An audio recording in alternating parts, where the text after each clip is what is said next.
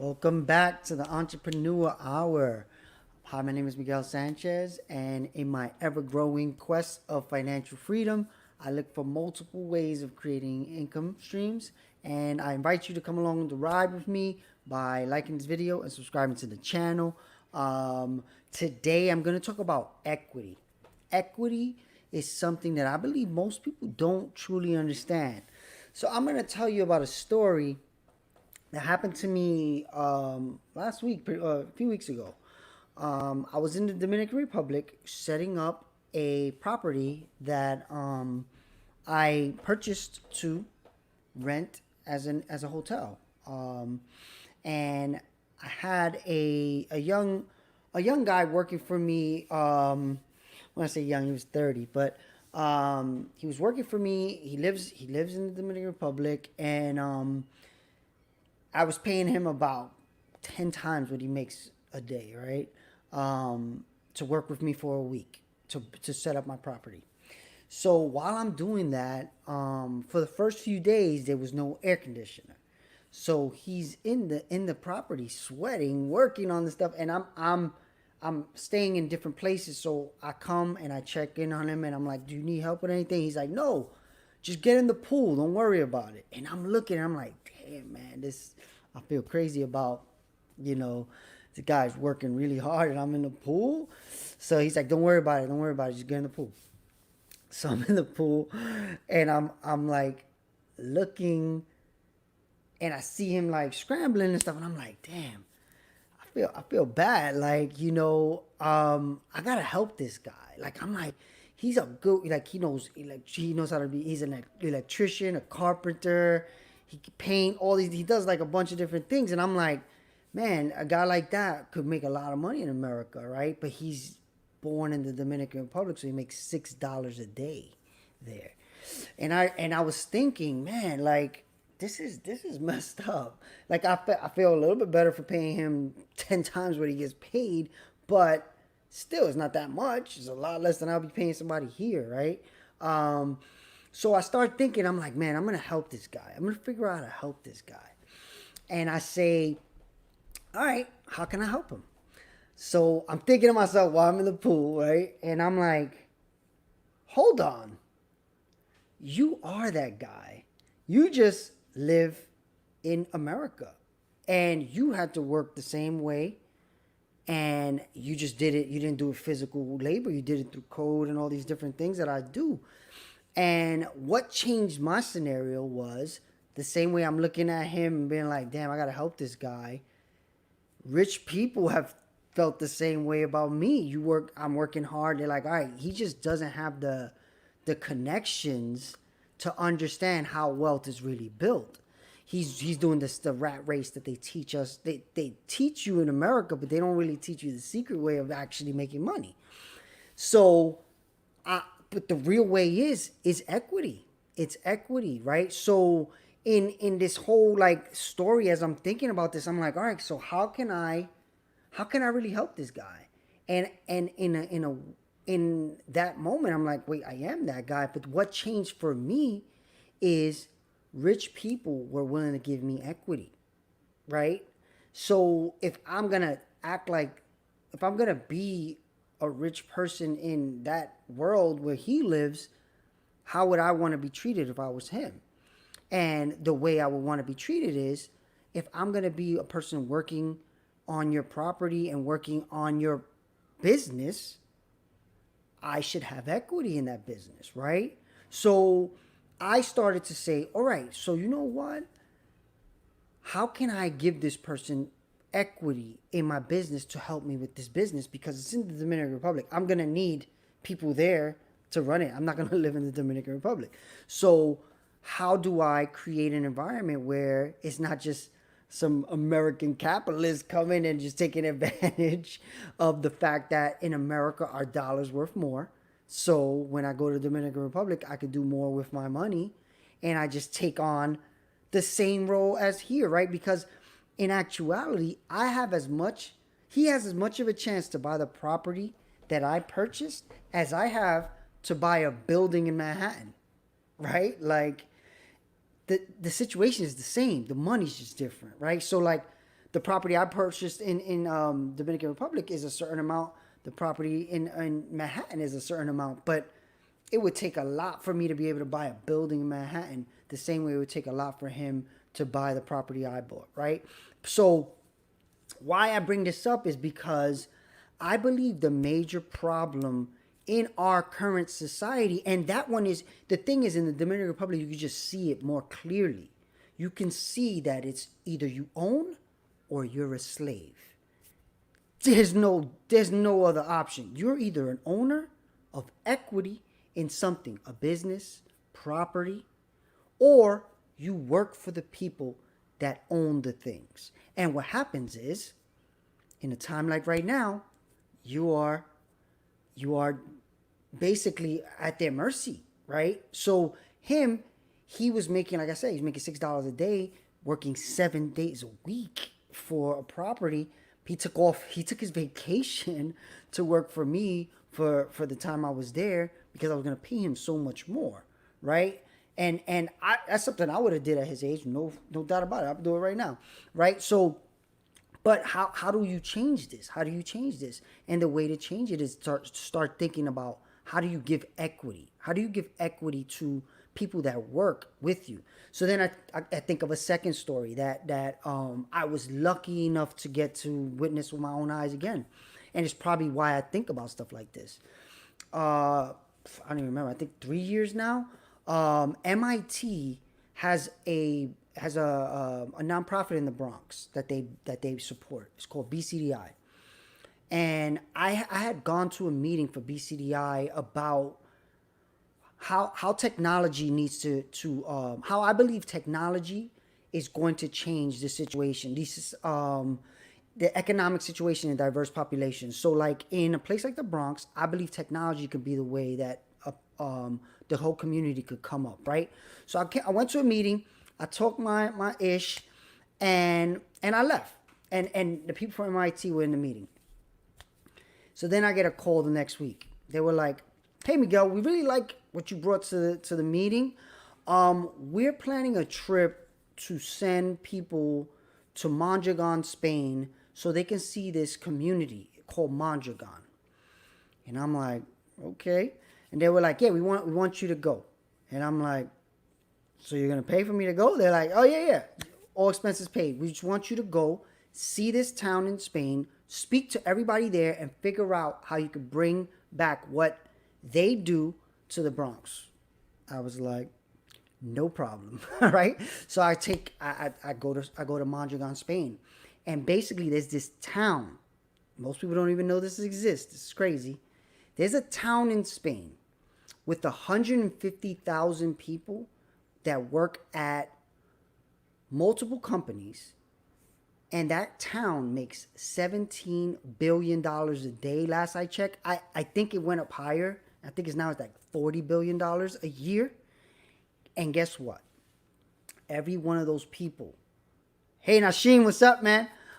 Every one of those people own equity in those businesses. They have equity in the business, they have voting rights on the business, and they work in the business. And because of that, that town, you could eat off the floor in this town. It was crazy. Like Google it. I don't even know if you can find much on Google about it. I recorded a lot of stuff, but it was one of my early days of trying to do this content thing, and I messed up the audio and all that. But basically, this town in Spain was they created a model called, cooperative model was not invented by them, but what they did do was they mastered it. They're probably the biggest co-op in the world. They basically employ, over 150,000 people. Every one of them is an owner and a voting shareholder of the business. What does that mean? Equity again. What it comes back to is my original point is that town was no homeless, no crime, no problems. Why? Because those people own that town. So when you own things, you treat them very differently, right? So why I talk about right now, this one, I really wanted to have this today is because I've been having multiple calls all day, and the the equity thing kept coming up all day. Of course, I'm dealing with startups. I'm dealing with one of my companies possibly purchasing a property. I'm dealing with equity crowdfunding platforms, and the word equity just keeps on coming up. And in every conversation, someone says, let's just explain what this means just in case. And then after, in one of the conversations, one of the guys that I'm dealing with in one of the businesses goes, most people don't even know what equity is. Like, I've had multiple partners and they truly do not understand equity. And I was thinking, this is the problem. It connects back to what I was thinking in Dominican Republic, which is, if people in these communities could own part of their community, they would treat their community different, right? But of course you're gonna. So I think about where I grew up and the places I've been, right?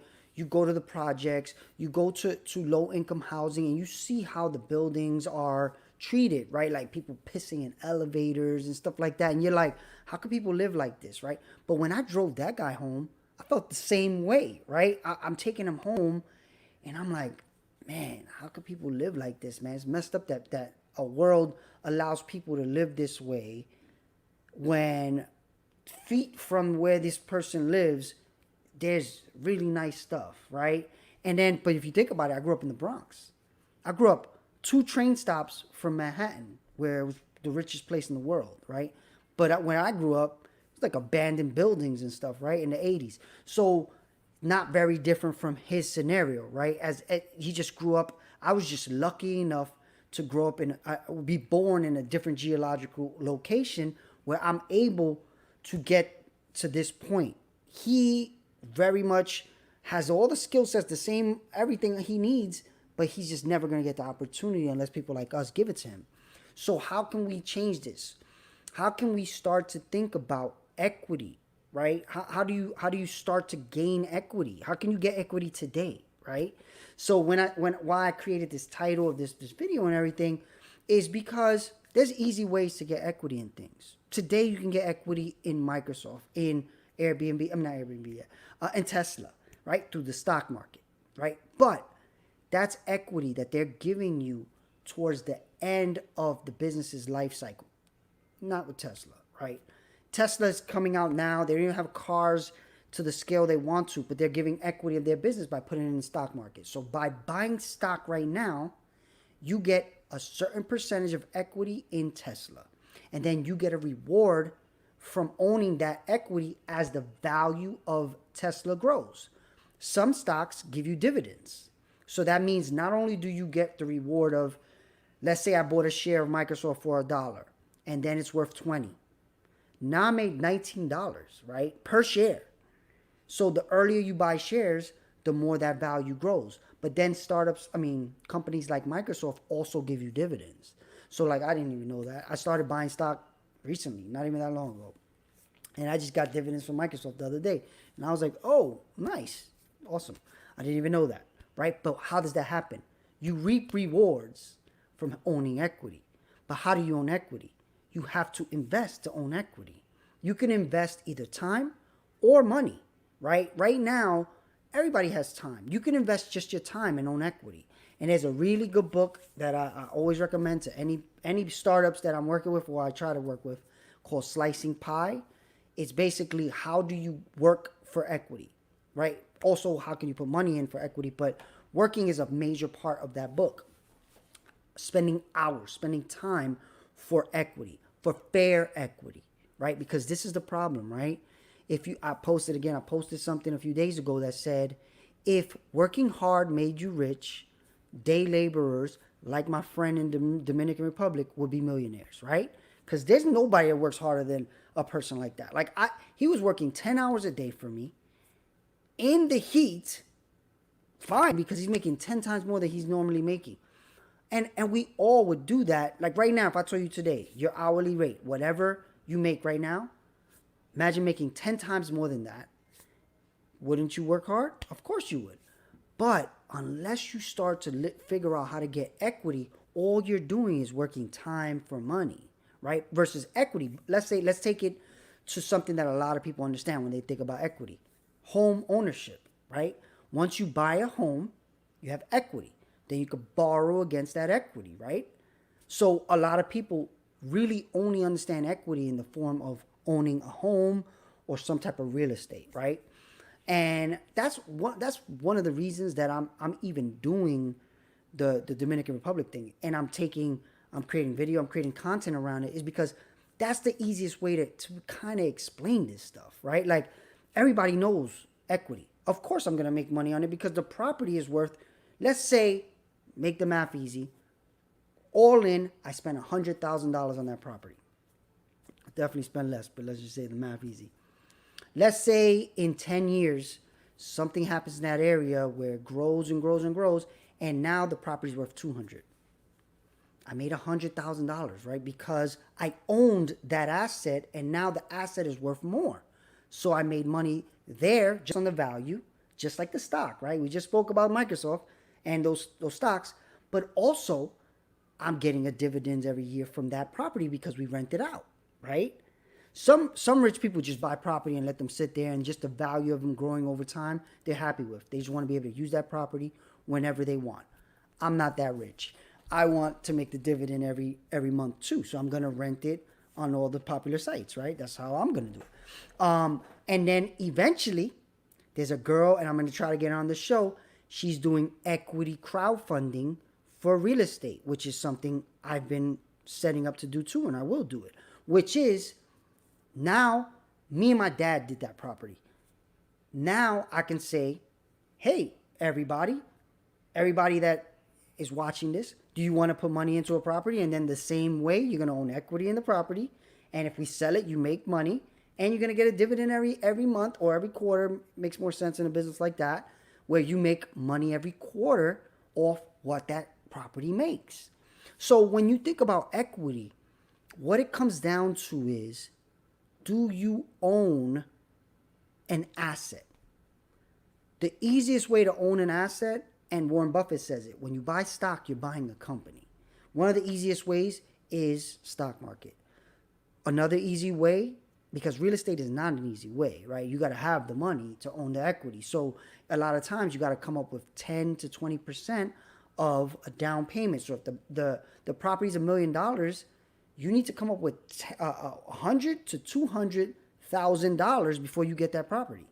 So that's not easy. But one easy way is creating a business. Creating a business is one easy way of having equity, and you can own all the equity, right? By saying, today I'm starting a company that does whatever. Sells cups like me, innovate every day, right? I own 100% of that business.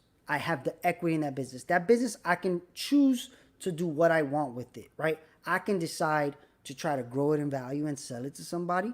I can decide to see if it makes me profit every month. And if it doesn't, it doesn't. But I get to make that decision, right? And that's where I believe society's in this point right now where we're seeing in history this has happened.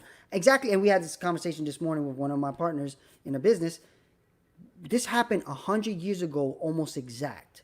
We were in the same position as America right before the Great Depression, where it was called a plutocracy. I had to look it up too because I didn't know what it was. But it's basically where the wealthy pretty much run the country, right? And what was happening is the rich were getting richer, the poor were getting poorer. And that's what's happening right now. I just saw something that said the top 1% just took $50 trillion from the bottom 99%, right? So think about that. If that keeps happening, the rich keep getting super richer. How do you think they're getting richer? By owning stuff, right? Who owns these companies that we shop at every day? We don't own part of Amazon unless you buy stock. There was two things I saw in the past few weeks. One was, if you had put $1,000 in Amazon stock 10 years ago, you would have $1 million. Think about that. $1,000 10 years ago, $1 million because of the value growing of Amazon. Amazon's value has grown that much in 10 years. Why is that? Because Jeff Bezos created a system that he knew was going to be the thing that everybody shops on, right? He pretty much did his thing as a great entrepreneur, but in a way, there's employees that he has that can't feed themselves, right? They live below the poverty line. So this is where the MIT experience was like, wait a minute. How come there's a town in Mondragon, Spain, where 150,000 people live great? I'm not saying they don't drive around in Lamborghinis. That's the difference. These people are not like balling, but they are good. They're good. Their kids are good. When they retire, they don't have a worry in the world. So, and I know it's like socialism, capitalism, whatever. But at the end of the day, and I remember being there, and when I came back, I told MIT this. I said, look, what I saw there was amazing. Everybody I spoke to was like, oh my God, the fact that this exists and I'm getting to see it with my own eyes and ask questions is amazing. However that happened, all the lucky things that had to happen to me for me to be chosen to do that kind of stuff, thank the universe or whatever you believe in, right? But how do you now, and this is why they sent me, because now I'm like, all right, this exists.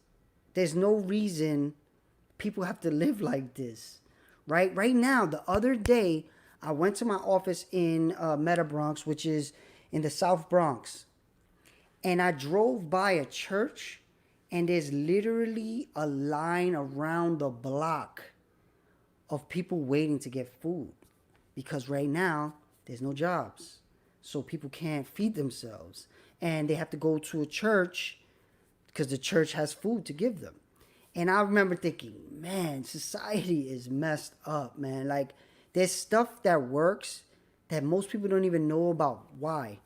Because the rich are not going to make as much as they make. And like I was getting to when I was talking about when I came back from MIT, what I told them was, this system is amazing, but I don't think it'll work in America because Americans are greedy. Like, when you create a business here now, you're thinking, how can I be a millionaire? How can I be a billionaire? But when you think about it, the only real way to become a millionaire, not only, because there's some ways, and that's where I'm really trying to figure it out. There's ways of becoming millionaires and everybody you work with making money too, right? But right now, the way I see it, the most really rich people make money off the labor of many, many other people, right? So for instance, Amazon has a lot of employees.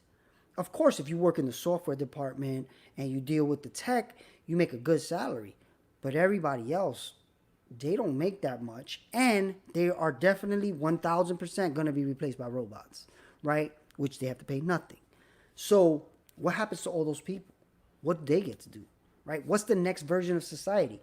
So what I'm working on every day, everything I do kind of is, even this content specifically, is around starting to give people the mentality of owning equity in things.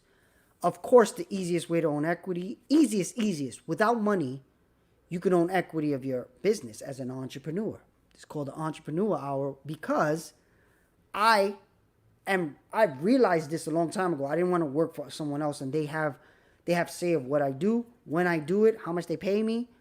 I immediately started to see that as a form of slavery. Like, how is this different? Okay, they don't whip me, but if I don't show up to work, I don't eat, right? Like, so it is very similar. So how can I want to be the guy that chooses what they do? So the only way to do that is be an entrepreneur. That's the only way to be your own boss, right? So I went down that path, right? Luckily, I wish I would have went down the path earlier.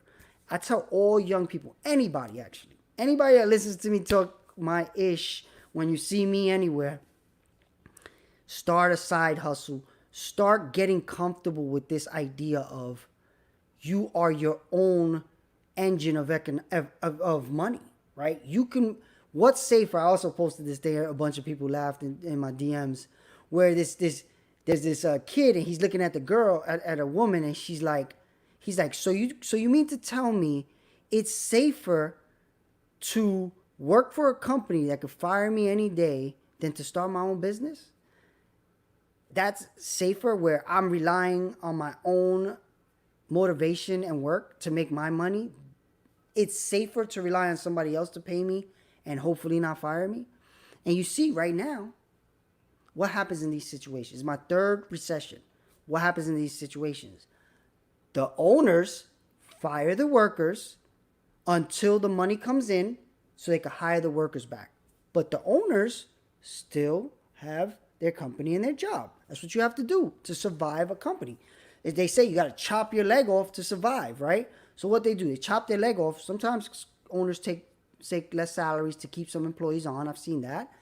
But most of the time, they drop most of the staff until the economy comes back. But those owners keep their jobs. They keep their companies, unless things like the pandemic happen, where if your company doesn't work in a pandemic, which comes to a whole nother thing. Today, I'm going to talk about equity, but when you watch my content, I'm talking about technology, because equity in technology is the super future. If you don't own equity in the technologies that are coming around, you may end up in a permanent pandemic, right? Why is that? Let's say tomorrow, your current job, let's say you have a job, tomorrow, that job is starting to be done by robots, right? Let's say that puts 20,000 people out of work.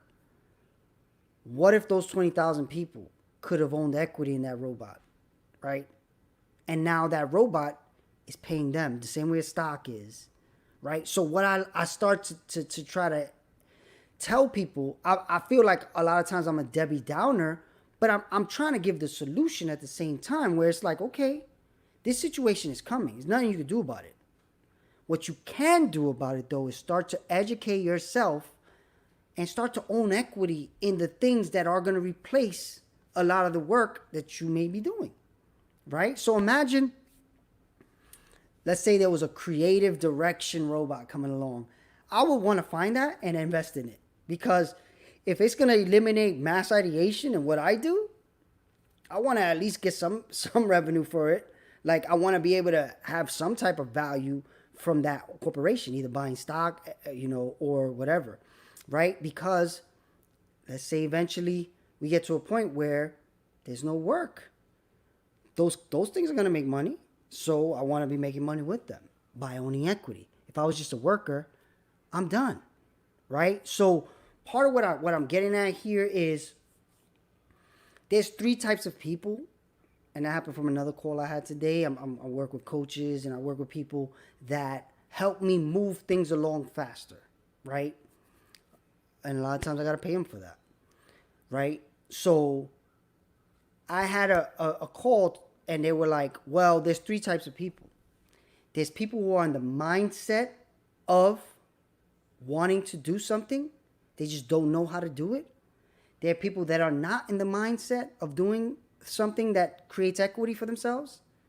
And then there's people that are doing stuff to create equity for themselves, right? So right now, from this coach's perspective, they believed I'm targeting too much to people that don't have the mindset, right? I need to spend more time focusing on the people that do have the mindset and don't know what to do, and that are doing but need help to grow, right? But I'm like, society really is not going to change if the people that don't have the mindset don't start changing their mindsets, because they are just large amounts of people are going to get screwed. And what I mean by the mindset is what I come back to from the beginning of what I started speaking about.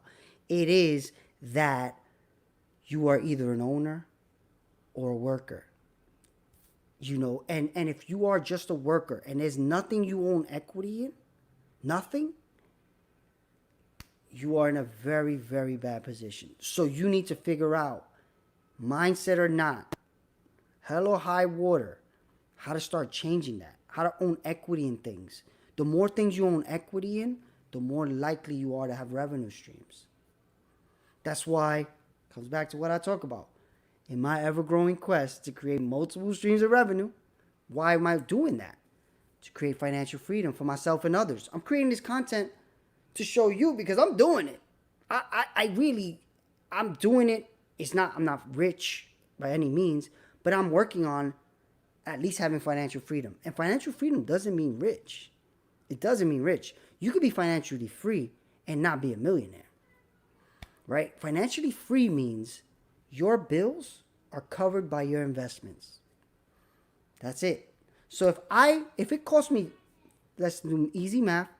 Let's say it costs me $5,000 to live, but I have 3 properties that pay me $5,000 a month. I'm financially free, right? I don't need to be a millionaire. That's not even $100,000 a year, right? But everybody wants to go get that job that pays them $150,000 a year, $200, $500, whatever. You could be financially free with less than $100,000 a year, right? So how do you start getting there, though? You have to start educating yourself on equity and what equity opportunities are available to you. I spoke to you about stock. Stock is a tough one, right? Because, like I told you, Microsoft just gave me dividends, but it was very little. It wasn't like they gave me $100, but I don't own a lot of stock, right? The more stock you own, there's people that live off the dividends of their stock through, just like what I'm saying. Let's say my overhead was $5,000 a month, and through the stock dividends of all the different stocks I own, I get that $5,000 a month. I'm financially free. But to get that $5,000 a month, you might need to spend $1 million or more in stock. So over time, people putting their money into the stock market, which over long periods of time is a good thing. Think of what I just told you with Amazon. You put $1,000 in Amazon 10 years ago, you have $1 million. That's good. You just got to have luckily put $1,000 in Amazon. Another one I saw was Apple. When the iPod first came out, the first day it came out, it was $400. In this thing, it said, if you bought an iPod's value of stock in Apple that same day, so instead of buying an iPod, which if you bought an iPod, that first one, you probably don't even know where that is right now. But if you bought $400 of stock in Apple, today you have $60,000. Why is that? The value of the stock grew that much. So $400 of stock grew to $60,000 in value. Why is that? Because you have equity. You bought $400 of equity in Apple, and Apple has grown so much that $400 has become $60,000. So it all comes down to what could you be doing to own equity in things. And that's, when I think about revenue streams, that's how I think about them. Of course, most of my revenue streams, I am the 100%, right? And they most likely, law of averages won't work. But I'm treating each one as an equity revenue stream that I'm building. Some are going to take 10 years, like Amazon and Apple and all this. Some are going to take 20 years. But to me, my goal is to get to that number that me and my kids are covered monthly by my investments of time and money, right? So when you think about it, how can you do that? Right now, I broke down stock. Another big one is if you're ready to take risks, and I don't even think it's a huge risk, but cryptocurrency is another one that you could time it right because it's so early. Like I tell young people this specifically. It's almost crazy if you don't put a few bucks into cryptocurrency because this is the start of this whole thing. It's been around 10 years. But think about this. I told you, money has been around for 10 years. This is a new form of money that has just been created. And it's the first one that has solved all the previous problems with money. The main problem being the scarcity of things, right? So the way money is created value is the scarcity of it, right? So that's why gold is worth a lot because there's a finite amount of gold.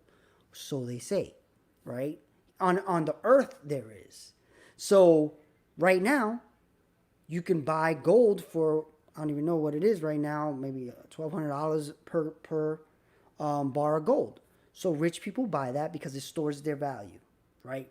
They put it somewhere, and now they know they have that money there. If they ever need it, they'll sell the gold. They bought equity. They have something that's worth something. They can sell it later. And it usually grows in value over time. So I saw this video that said, gold is worth what it is only because on Earth there's a certain amount of it. But what happens when somebody like Elon Musk goes to a meteor and that meteor has more gold on it than Earth? That's going to change the value of gold, right? Because if I told you I have 3 of these things, so I'm only selling them at this, but now I have 1 million of them, the value of that changes. That's what cryptocurrency is aiming to solve. There's a limit to how many coins, virtual coins, these things will create. So the value of them is going to be high. That's why Bitcoin is an investment that rich people are putting their money in right now. And I'll put in the description how you could do all that, as I have a video about that and everything. And I will show it here.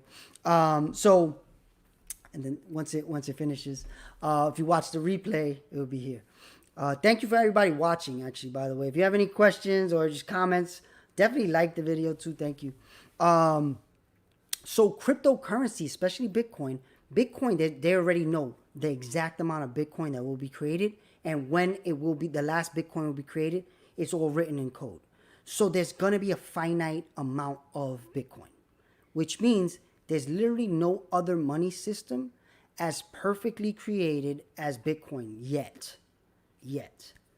But still, we are lucky enough to be in the range of when this thing just started. Again, I saw Bitcoin when it was 30 cents a coin. Now it's over $1,000 a coin, I believe. I haven't looked in a while. And if I would have bought, which I was going to do, but I'm an idiot and I didn't know what I just told you about equity. If I would have put $100 into Bitcoin when I saw it, I would have $4 million, right? Because the value of it grew so much. It went from 30 cents to thousands. It's 9,000 right now? Oh, wait, what is it? Yeah, I think it's 9,000, 10,000, whatever. Let's see. Actually, so, and then there's other coins very much like that. Like there's coins, like I see little coins that are like 30 cents, 40 cents, but then I look into the project and I say, whoa, wait a minute. If in 20 years this works out, this is going to make a lot of money. So I'll put $10, $100 if I have it, right, into it. So right now, Bitcoin is $10,700 from 30 cents. The value of that equity in that coin grew. So I just didn't understand that because they don't teach us this in school. They don't teach us this anywhere. Rich people are not going out their way to explain equity to you. You either learn it or you don't. And they don't care because they know it and they're getting richer, right? So at the end of the day, part of why even this content today is because I'm going to start bringing people around this show specifically that start to show you how to gain equity in the projects they're working on, right? They just changed this law. Equity crowdfunding is possible. So what's the difference between equity crowdfunding and crowdfunding? Crowdfunding versus equity crowdfunding. What it is if you go to Kickstarter, let's say today, I'm coming up with these cups, innovate every day, and I say, buy my cup right now for $3. Because when it comes out, it's going to be 10.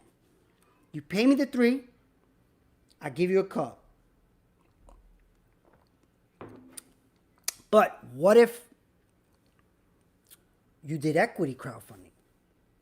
The difference between equity crowdfunding and crowdfunding is rewards based. So you got the reward. You got the product before it's available. Equity crowdfunding means you give me money, you don't get a cup, you get equity in the business earlier than most can. That's the rule. That's the change. Before, there was a thing where you had to be what's called an accredited investor to be able to invest early in technology or any business or properties too at a certain level. Obama changed that law with the Jobs Act. Now you can do equity crowdfunding. So now, let's say the Jeff Bezos of the hood comes to my office and he's like, look, I got the next big thing. I can invest in him early and then I can bring it to you, to all of you, and say, look, if you believe in this idea, right now, you're never going to be able to buy the shares at a cheaper price. You're never going to be able to get equity in this business for a cheaper price than right now. So I'm bringing on companies that you can get equity in that business as early as possible, because when it gets to the stock market, the people early on made their money already. They made millions and millions and millions of dollars, hundreds of millions of dollars. By the time something gets to the stock market, the people who came in early made their money. Then they give us the opportunity to make money with them. So remember when I told you about Amazon? You put $1,000, you have $1 million. Think about the people who invested before that, which that was when it was on the public market. You could put $1,000 and now you have $1 million. Think about the people that bought shares before it was even on the public market. How much money was that they must have made? Billions. And they still have stock in it right now. They take some out, but they definitely keep money in there to keep equity as it grows. So it just keeps coming back around, man. Like at the end of the day, part of what I think is the solution is equity, right? But then the other part is education, right? Because another big thing I saw when I was out there was out there in Dominican Republic, was when you go into the town, not the richer area, you see a lotto booth on like every corner. Almost every corner you see a lotto booth, right? So I'm like, these people are poor. Like probably some of the poorest people on the planet. And there's lottery booths everywhere. Isn't that like abusive, right? Like knowing the odds of winning lotto, you put lotto booths all around where they live so they can spend the little money they have hoping they hit it big by getting those lucky numbers. Again, what if there were booths, the same places, that you could, instead of paying for a lotto, you can pay and buy into the equity of the properties around you or the companies around you? Wouldn't that be much different? Imagine every time you played lotto. I remember growing up in the Bronx, people would spend, I remember one time, this was crazy. I don't even remember whose parent was it. But the jackpot was so high that the father, I forget who it was, he bought like $1,000 of lottery tickets.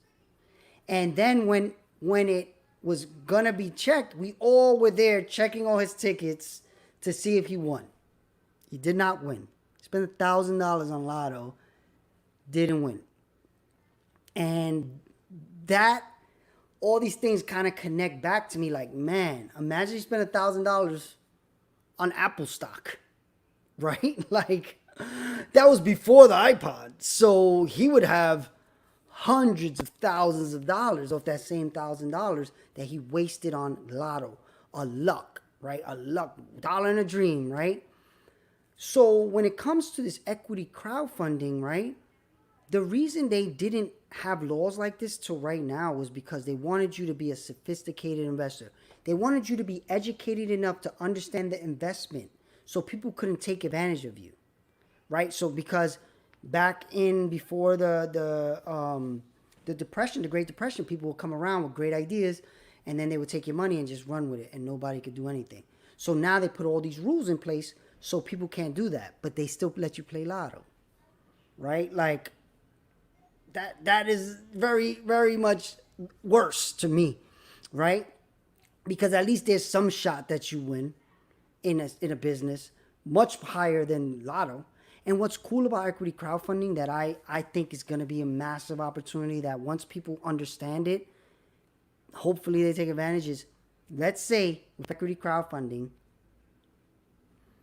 let's say it's the new Facebook or the new YouTube, right? And let's you hear the term Black Twitter, right? Let's say they called it Brown Twitter, and now all brown people invested in brown Twitter.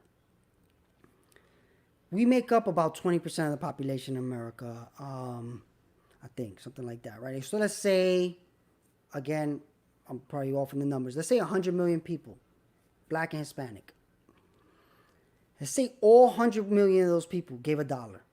This company now has $100 million, right, to do brown Twitter. Now, brown Twitter gets to be a multi-billion-dollar company. Those people that put that dollar now have more value than that dollar, right? They own the business that they use. They made it more valuable because all of them using, imagine 100 million people using a product every day. That product is going to grow in value, right? So just by investing in the thing that you're going to use and grow the value of, you win in every way. You put the money up, you use the product, you make it better by using it, and then you reap the reward of that benefit. The way it works right now is companies like Twitter, Facebook, YouTube, only a few rich people put that money in. And then when it goes more in value, they reap that reward. So the rich get richer because only the rich can invest in the possible ideas that are going to blow up. Of course, the rich lose a lot of money too because they invest in a lot of things and things don't work out. But when the one hits, it makes up for all those losses. But they're in the game. Now we could be in the game, in the equity game, right? And if you're not in the equity game, you are a worker forever, aka a slave, right? Like you are relying on someone else to tell you where to be, when to be, and how much money you make. Versus figuring out how to own equity in more stuff, right? So if you own equity in your home, already you're starting to create generational wealth, right? That home grows in value. You can leave it to your kids. They can use it. They can sell it. They can make money, right? Whatever it is. So that's been the American dream. Buy your home. But when you talk to rich people, they will tell you that's one of the worst things to do. Buy a single family home because rich people buy things that make them money and grow in value. So your home doesn't make you money. It costs you money, right? You pay that mortgage, but you're not making any money. But if you bought a multifamily, now that multifamily makes you money and you own the asset. And then what they do, when the asset starts to grow in value, they borrow. Let's say it's worth $1 million. You could borrow, let's say even $500,000 off that $1 million home and buy another property that brings you in money every month. And they do that over and over and over again. And now financial freedom, much more easy, much more likely, right? Because let's say you got 5 properties giving you money every month. Your bills are under that, financially free, right? Or you work a job till you die and they let you retire at 70. By the time we retire, it's going to be like probably 90. And who knows if there is going to be any retirement fund there. Everybody's saying right now the retirement fund is not going to be there. So to me, again, why I create this content, and thank you for anybody who's watched to this far, I'm talking to you to help you start to understand and help me understand, because I'm going to bring people on the show that are going to educate me with you, right? So this morning I'm having conversations about, okay, we're going to bring this person on, try to figure out the schedule.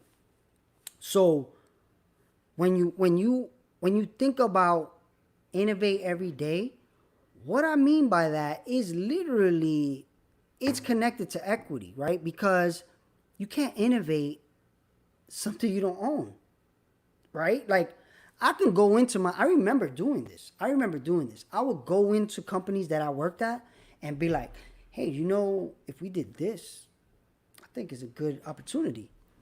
But it was up to the boss to say yes or no. And most of the time they said no, right? Because they know what they're doing. I don't know what I'm doing. I'm just a worker, right? But when it's your business, when it's your ideas, you can innovate. And if you do it right, that's the best way to survive. Why is that? Because if you're not changing, you're dying. Innovation is trying things out to see if you hit something that can really grow your business, your community, whatever it is, right? But if you're not trying, you'll never hit on the thing. You're just going to wait till somebody else hits on the thing and then hope you benefit from it, which you probably won't, right? So, being involved in as many things that I'm lucky enough to be involved in for whatever reason, I get this perspective, but my current give back is telling you, right? If you're watching this and you're hearing these stories, you just got to come with me to Mondragon, Spain. You just got to come with me to the Dominican Republic. See what I see. You don't get equity though, right? But if I can, and I will, I'm going to create a way where you get equity, right? Where you can, by putting time or money, get equity. And it's not even things that I have to invent. These things exist, but I find them and I figure out how to get involved in them, right? And that's what I do, right? Like these revenue streams, innovative ways of making revenue streams, it's because I'm looking for these opportunities. I could just say, I'm just do real estate. I'm just do real estate with me and my dad. That's it. Me and my dad just gonna keep doing what we're doing. Everybody else, good luck to you. Or I can say, wait a minute, there's a win-win here. If I can create an entity that people can invest in, buy equity in, we can get more properties and make more money and share it with the people that invested. No brainer, right? Like, okay, so I go out and I find people doing it. I interview the CEO of the company that does it. On my channel, you can see it. His company's called True Crowd. On that platform, True Crowd, there's a woman, her name is Owali, who is doing equity crowdfunding real estate. Right now, you can go to her site, give her, I think $500 is the minimum, and she will give you a dividend payout every quarter. So I'm not inventing this stuff. It exists. But are you looking for it? Most likely, hopefully you are. But if you're not, I'm going to bring it to you. I'm going to have that girl on the show. She's going to explain what she does. I already know because I know the CEO and I know what she's doing. So I'm working on doing it. But it's going to take time. And I'm trying to time it. That's why I went to the Dominican Republic when I went, because I want to prove it with my property in the Dominican Republic during a pandemic. And then I show the crowd, hey, I'm making money in a pandemic with this property. If you put money right now, there's so many properties available all over the world like this that there's no way we don't make money once COVID is over. We're going to make money even during COVID, right? So that's why I went. I said, look, this is the opportunity. The spike went down a little bit. It was a risk, but thank God I don't have COVID. I got tested. But this all comes back to equity, right? Even me being out there, I had my epiphany about equity, right? So, and it's not like I haven't been just banging my head on the wall like, how can this change, man? This situation with society and people getting poorer, society getting worse off. Like right now, you see there's a lot of crime in New York City. Why do you think that is? There's no work, no food. People can't eat. There's fucking lines around the block to get food. Of course people are going to start doing stuff to survive. How could you not? How could you expect people not to want to survive? Like, people are just going to die? So, of course, crime is going to get worse. But then you look at Mondragon, Spain, where nobody has to do that because everybody... Here's another cool thing about Mondragon, Spain, which was like, man, this is so ill that nobody knows this exists. Most people I talk to do not know it exists. What they do is they have so many companies that when the economy starts to drop, and let's say it really injures the car industry, let's just say. What they do is, remember I told you what happens in companies? The bosses keep their job, but they drop all the employees. What they do in Mondragon, Spain, is when the economy's dropping and they have to let go of workers because that business is not making enough, they take those same workers and they put them into the companies that are growing because of the situation. So they don't lose their jobs.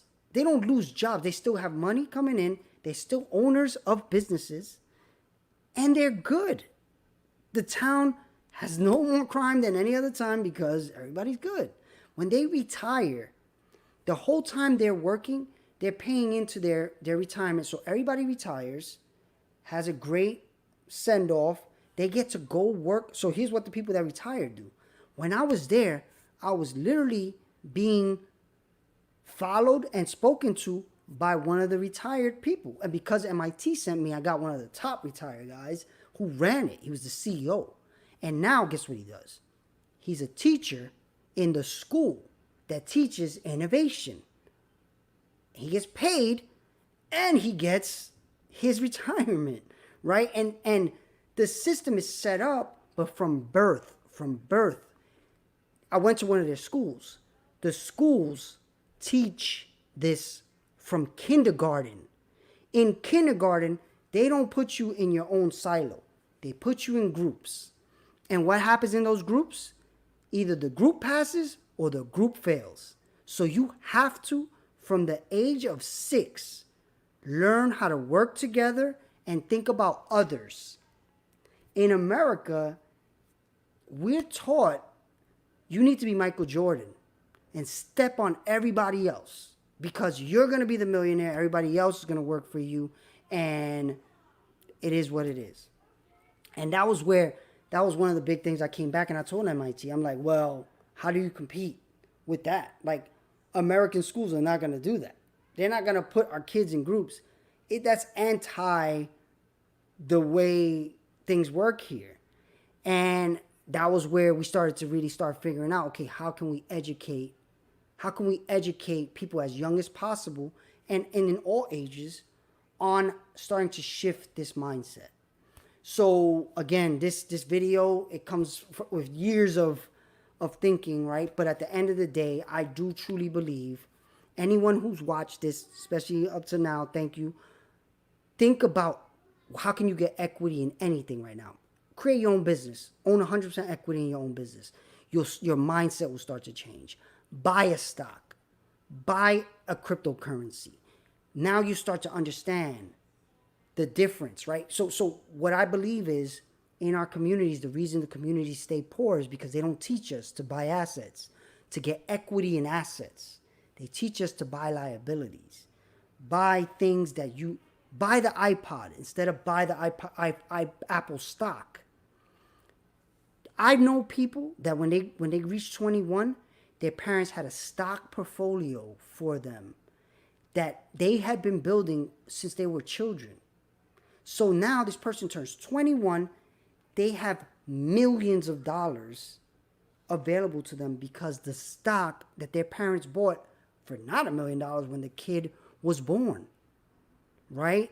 And in our communities, we buy our kids Jordans when they're born, right? Instead of buying $50 of Nike stock, you buy $50 Jordans or 10 pair of $50 Jordans, right? And that cycle continued keeps us down, right? But the way out of it is to start this education process. I'm one person that's talking about it. I'm sure more will start to talk about it. But if you've watched this, I thank you tremendously because this is one of my revenue streams one day. This video one day will make me money. Maybe 10 years, maybe 20 years. But I've just invested an hour in the entrepreneur hour towards a possible gain in equity, right? My equity in this business is 100%. If in 10 years this video made me $1,000, I get that $1,000. I just invested an hour. I could be doing many other things. I'd be watching Netflix right now, right?